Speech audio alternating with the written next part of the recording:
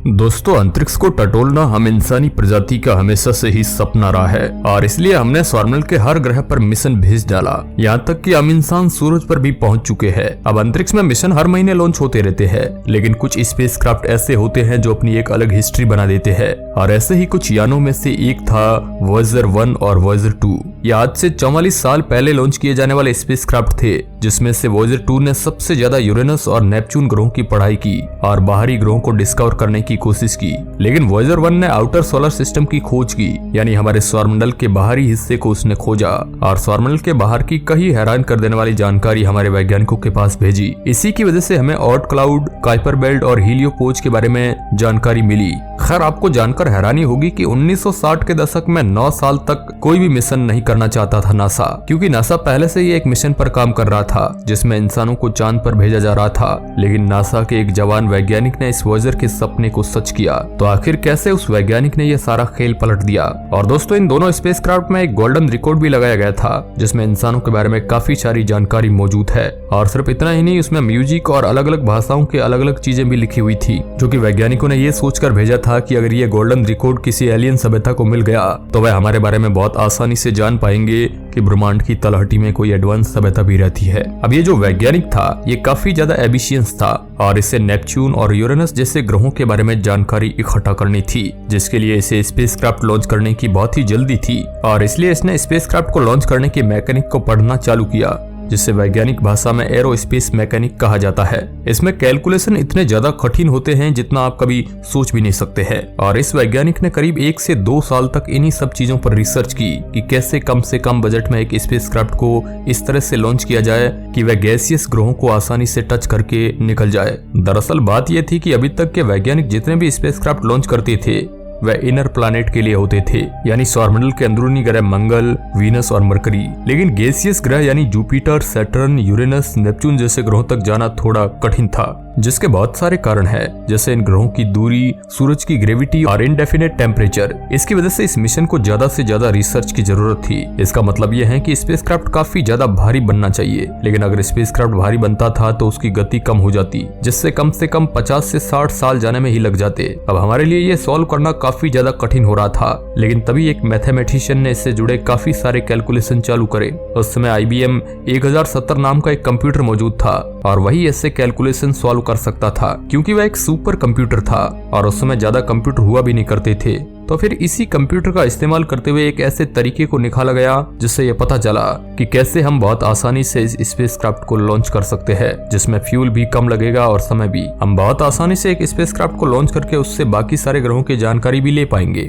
आप यकीन नहीं करेंगे कि उस समय इस कंप्यूटर को मात्र 1 घंटे यूज करने के लिए $1000 लगते थे, यानी आज के करीब 75,000 केवल मात्र 1 घंटे यूज करने के लिए। ये इसलिए था क्योंकि उस समय सुपर कंप्यूटर होते नहीं थे और जो भी होते थे वह इतने ज्यादा महंगे होते थे कि उन्हें सारी स्पेस एजेंसी अफोर्ड नहीं कर सकती थी। अब इस मैथमेटिशियन के कैलकुलेशन से वह पहले वाला वैज्ञानिक खुश नहीं था, क्योंकि वह चाहता था कि वह इन सब चीजों की टेक्निक को निकाले। लेकिन बाद में पता चला कि वह दोनों ही जिस चीज पर काम कर रहे थे वह एक ही चीज थी, जिसे आज हम स्लिंग शॉट टेक्निक के नाम से जानते हैं। अगर आपको नहीं पता है तो बता दें कि इस तकनीक से स्पेसक्राफ्ट को इस तरह से लॉन्च किया जाता है कि वह ग्रह की ग्रेविटी को ही इस्तेमाल करते हुए अपने आप मूव करता रहे और इस प्रोसेस में थोड़ा सा भी फ्यूल खर्च नहीं होता था, जो बहुत ही ज्यादा प्रोडक्टिव बात है। आइए हम आपको बहुत आसानी से समझाते हैं। मान लीजिए कि आपने एक स्पेसक्राफ्ट को बृहस्पति ग्रह के पास लॉन्च किया है। अब जैसे ही वह मंगल ग्रह के ऑर्बिट को पार करेगा, वैसे ही थोड़ा बहुत जुपिटर का गुरुत्वाकर्षण उस पर काम करने लगेगा, लेकिन अभी भी वह गुरुत्वाकर्षण इतना ज्यादा नहीं होगा कि स्पेसक्राफ्ट अपने आप चलने लगे।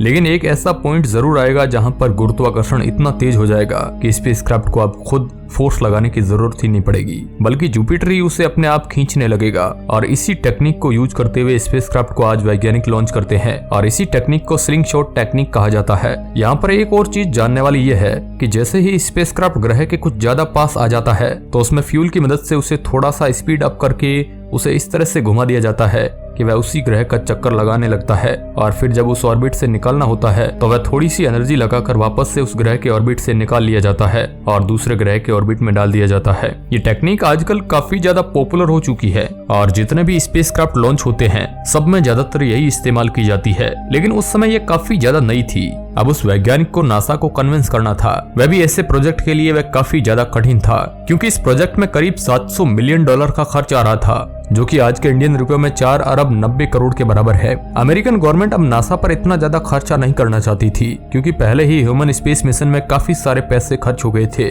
और उन्हें सोवियत यूनियन से आगे भी निकलना था, जिसकी वजह से वह और ज्यादा पैसे नहीं दे सकते थे। लेकिन फिर भी नासा के वैज्ञानिकों ने काफी ज्यादा मेहनत करके सरकार को मना लिया और ये करीब 2 साल की मेहनत के बाद हो पाया। इसके बाद थोड़ी बहुत कैलकुलेशन चालू की गई तो पता चला कि 1970 के आखिरी कुछ सालों में हमारे सौरमंडल के ग्रह इस तरह से लग जाएंगे कि स्लिंग शॉट टेक्निक सबसे परफेक्ट काम करेगी, क्योंकि ये सारे ग्रह एक लाइन के आसपास होंगे, जिसमें अगर स्पेसक्राफ्ट को लॉन्च किया जाता है तो वह धीरे धीरे हर ग्रह के पास से गुजर पाएगा और हर ग्रह की तस्वीरों को लेकर उन्हें नासा को भेज पाएगा। इस इवेंट की खास बात ये थी कि यह 176 साल में सिर्फ एक बार ही हो रहा था, यानी अगर वह इस चांस को मिस कर देते तो 176 साल बाद तक ये इवेंट कभी भी ना होता, जिसकी वजह से यह एक गोल्डन टाइम बन गया और लोग बहुत तेजी से इसकी ओर काम करने लगे और स्पेसक्राफ्ट को डिजाइन किया जाने लगा। लेकिन नासा चाहता था कि वह 2 स्पेसक्राफ्ट को लॉन्च करे ताकि एक बाहरी स्पेस को डिस्कवर कर पाए और दूसरा अंदर के ग्रहों को। लेकिन नासा इतनी ज्यादा फंडिंग देने के लिए तैयार नहीं था। लेकिन फिर भी उसके वैज्ञानिकों ने यह कहा कि हमें दोनों स्पेसक्राफ्ट को ही बनाना शुरू करना चाहिए और फंडिंग को बाद में मैनेज किया जाएगा।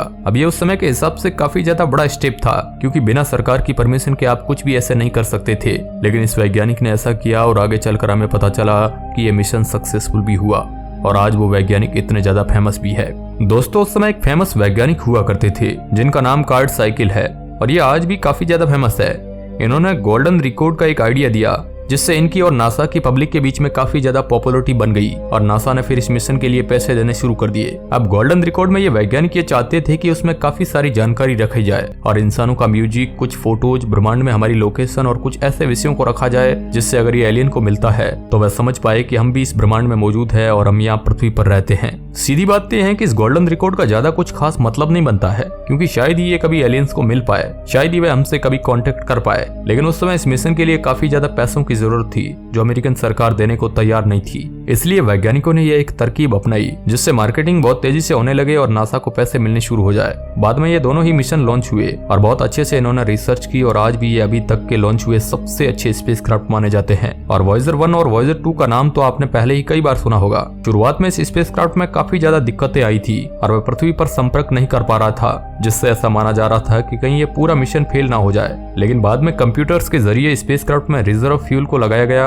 और उससे ही उसे काफी तेजी से आगे की ओर धक्का दिया और वह मिशन सक्सेसफुल हो गया। इससे आपको पता चल गया होगा कि एक मिशन को लॉन्च करने के पीछे भी कितनी बड़ी कहानी होती है और इसे लॉन्च करने में कितनी ज्यादा मेहनत और पैसे लगते हैं। अगर उन वैज्ञानिक ने ये गोल्डन रिकॉर्ड का आइडिया ना निकाला होता तो शायद ही हमें आज वॉयेजर जैसे स्पेसक्राफ्ट मिल पाते, और अगर ये स्पेसक्राफ्ट हमें ना मिलते तो शायद ही हम सैटर्न और बाहरी ग्रहों के बारे में जानकारी इकट्ठा कर पाते, और ना ही हमें ये कभी पता चलता कि नेपच्यून के बाहर सोलर सिस्टम में क्या है। वीडियो के अंत तक बने रहने के लिए आपका बहुत बहुत धन्यवाद।